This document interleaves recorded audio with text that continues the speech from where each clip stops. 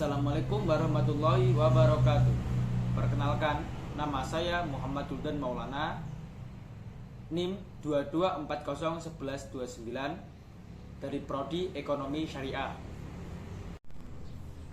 Pengertian al-qawaid al-fiqhiyah dan perbedaan serta hubungannya dengan fikih dan usul fikih, sejarah dan faedah mempelajarinya.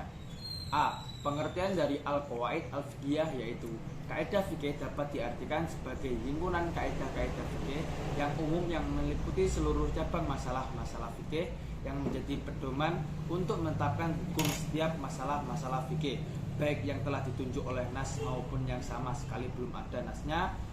B. Perbedaan serta hubungan fikih dengan usul fikih. Fikih merupakan seperangkat aturan hukum, tata aturan atau yang menyangkut kegiatan dalam kehidupan manusia dalam berinteraksi, bertingkah laku, dan yang bersikap lahiriah dan amaliyah yang merupakan hasil penalaran pemahaman yang mendalam terhadap syariah oleh para mujtahid berdasarkan pada dalil-dalil yang terperinci. Dengan kata lain, bahwa fikih terbatas pada hukum-hukum yang bersifat aplikatif dan furu'i atau cabang dan tidak membahas perkara-perkara i'tiqadi atau keyakinan, walaupun pada awal kemunculannya merupakan sebagian yang terpisah. Sedangkan usul mengandung beberapa pengertian, yaitu 1. Bermakna dalil, 2. Bermakna kaidah umum, 1. Ketentuan, yang 3. Bermakna al-roji, yang keempat bermakna asal, yang kelima bermakna sesuatu yang diyakini bila mana terjadi keraguan dalam suatu masalah. Bahasan pokok atau objek kajian usul fikih adalah tentang A. Dalil-dalil sumber hukum syara', B. Hukum-hukum syara' yang terkandung dalam dalil tersebut, C.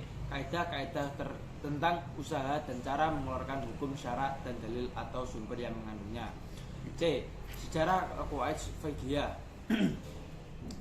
Pada masa dimulai dari pertumbuhan sampai dengan pembentukan berlangsung selama 3 abad lebih dari zaman Rasulan sampai abad ketiga Hijriah. Manfaat mempelajari al-qawaid al-fiqhiyah yaitu 1. Lebih mudah menetapkan hukum, 2. Lebih bijaksana dalam menerapkan materi-materi hukum, 3. Mempermudah menguasai materi hukum, 4. Mendidik orang yang berbakat dalam fikih, 5. Mempermudah orang-orang yang berbakat fikih memahami bagian-bagian dalam hukum dengan mengeluarkannya dari tempatnya. Yang pertama yaitu al-umru bil maqasidah. A. Pengertian al-umru bil maqasidah. Secara terminologi, al-umru bil maqasidah adalah sesuatu perbuatan seseorang baik secara lisan maupun tingkah laku yang dikenai hukum syara' sesuai dengan maksud atau dan tujuan dari perbuatan tersebut. Asal dalil kaidah landasan al-umru bil maqasidah yaitu terdapat dalam surah Al-Bayyinah ayat 5, Quran surah Ali Imran ayat 145. Sebab-sebab disyariatkan niat atau maqasid. Menurut As-Suyuti, yang paling penting dari disyariatkannya niat adalah membedakan antara ibadah dengan adat kebiasaan. Beberapa hal tentang pentingnya niat, yakni sebagai pembeda antara ibadah dengan adat kebiasaan, pembeda antara suatu ibadah dengan ibadah yang lain, merubah adat kebiasaan menjadi ibadah. Yang seperti contohnya yaitu tidur merupakan bentuk kegiatan adat kebiasaan yang mubah. Namun jika tidurnya orang muslim diniatkan untuk dapat bangun melaksanakan sholat malam, maka setiap detik, jam, dan nafas yang keluar mendapatkan pahala. Yang selanjutnya yaitu membedakan antara makna ucapan dan dilalah. 5. Yaitu bertakarub kepada Allah. Pembagian maqasid, pembagian niat berdasarkan takrid. Dan yang kedua yaitu pembagian niat ditinjau dari maksudnya, yaitu suatu amal. Pembagian niat ditinjau dari wujudnya, penerapan dalam kehidupan sehari-hari, yaitu al-yaqinu la yuzalu bisyak. Pengertian al-yaqinu yuzalu bisyak secara terminologis yang dimaksud dengan al-yaqin adalah sesuatu yang tetap baik berdasarkan penganalisaan maupun dalil. Landasan hukum yang mendasari kaidah al-yaqin la yuzalu bisyak dari Abu Hurairah berkata bahwasanya apabila salah seorang muslim di antara kalian merasakan sesuatu dalam perutnya lalu ia kesulitan menentukan apakah sudah keluar sesuatu atau kentut atau belum, maka jangan membatalkan sholatnya sampai dia mendengar suara atau mencium bau. Untuk turunan kaidah ada 8, yaitu menurut dasar yang asli, menurut dasar yang asli tiada tanggung jawab, menurut dasar yang asli ketiadaan sesuatu, asal suatu adalah boleh sampai ada dalil yang menunjuk keharamannya, asal setiap peristiwa, penetapan menurut masa yang terdekat dengan kejadiannya, barang siapa ragu-ragu apakah ia mengerjakan sesuatu atau tidak, barang siapa yang meyakinkan berbuat dan meragukan tentang banyak atau sedikitnya, maka dibawakannya bahwa yang sedikit menurut dasar yang asli dalam pembicaraan adalah yang hakiki. Selanjutnya yaitu penerapan dalam kehidupan sehari-hari, yaitu al-masyaqqatu tajlibu al-tasyir. Kaidah masyaqqatu tajibu al-tasyir yaitu mendatangkan kemudahan, maksudnya adalah bahwa hukum-hukum yang sudah ditentukan nas di dalam penerapannya apabila ada sebab-sebab kesulitan dan kesukaran bagi mukallaf dalam beribadah, maka syariah meringankan sehingga mukallaf mampu melaksanakannya tanpa kesulitan dan kesukaran.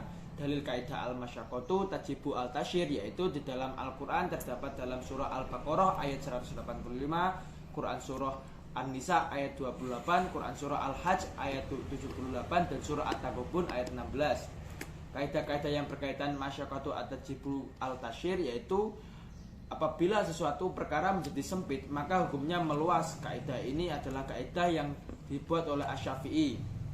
Maksud dari kaidah ini adalah bahwa apabila sesuatu itu ada kesempitan atau kesukaran dalam menjalankannya, maka dalam keadaan yang demikian wilayah-wilayah yang semula dilarang menjadi diperbolehkan. Syarat-syarat dan sebab-sebab berlakunya al-masyaqqatu tajlibu al-tasyir. Syarat-syarat yang melegalkan diberlakukannya yaitu 1. Tidak bertentangan dengan nas. 2. Yaitu kadar masyaqqah harus lebih dari batasan atau kemampuan normal. Yang 3. Yaitu masyaqqah tersebut bukanlah keadaan yang biasa terjadi seperti dinginnya air wudhu atau teriknya matahari pada saat berpuasa. 4. Yaitu tidak berlaku terhadap sanksi syara seperti razam, zina, pedihnya hud, derita dalam jihad dan sebagainya. 7. Sebab diberikannya keringanan oleh syara. 1. Dalam perjalanan dalam keadaan sakit, keadaan terancam atau terpaksa, lupa atau lalai, ketidaktahuan, keperitan dan bala bencana, kekurangan atau cacat fisik atau mental di luar kebiasaan. Yang selanjutnya yaitu al-dararu yuzalu. Pengertian al-dararu yuzalu yaitu adalah kemudaratan harus dihilangkan. Kaidah ini memberitahukan untuk menghilangkan kemudaratan. Bila digeneralkan semua wujud kemudaratan baik kecil atau besar mesti dihilangkan.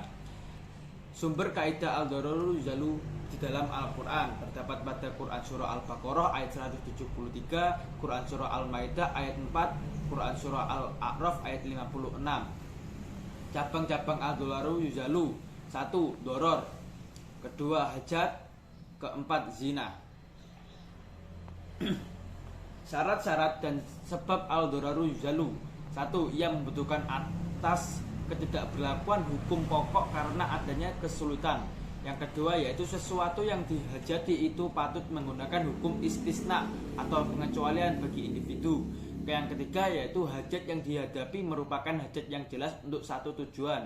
Yang keempat yaitu kedudukan hajat sama dengan darurat dalam aspek penggunaan kadar yang dibutuhkan dengan telah lepasnya keadaan yang mendesak. Yaitu yang terakhir yaitu al-adatu muhakkamah.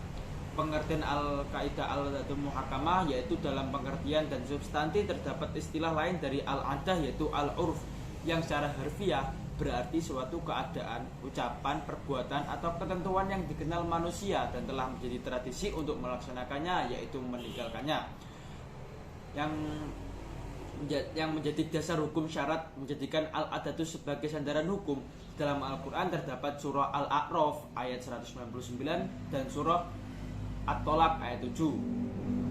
Syarat-syarat yang dapat diberikan sandaran hukum sebagai berikut, yaitu tidak bertentangan dengan nas, tidak ada itu harus berlaku umum, ada atau urf itu harus berlaku sejak lama, bukan sebuah urf baru.